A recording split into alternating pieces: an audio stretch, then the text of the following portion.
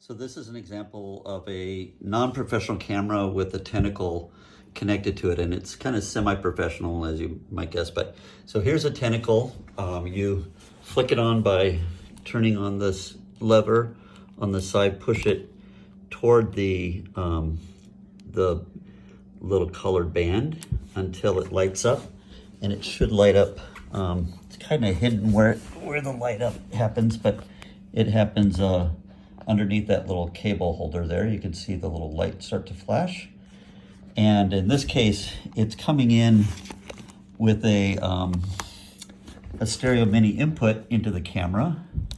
And this is a stereo jack. So the way that it comes into the camera, there's a scratch audio mic that's in the very front of this. There's a little tiny hole.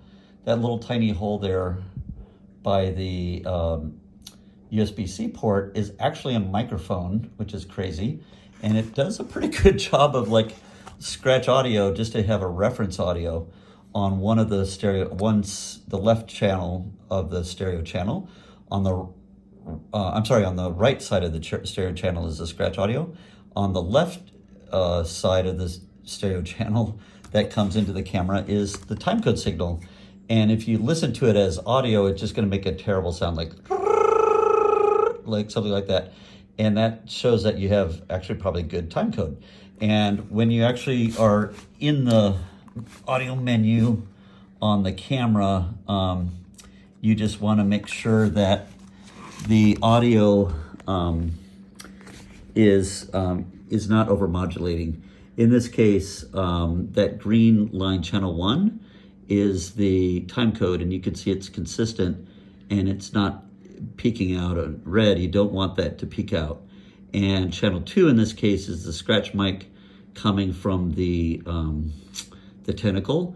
And for whatever reason, we have in this particular case, we have the actual shotgun mic mounted on top of the camera coming into channel 3.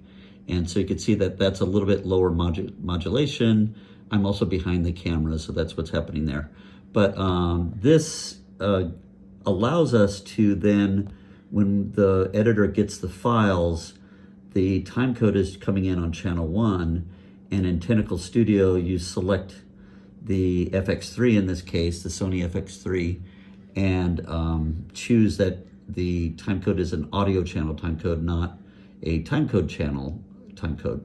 And then Tentacle Studio recognizes that timecode, and it should sync properly as long as everything else has been properly done. All right, thanks.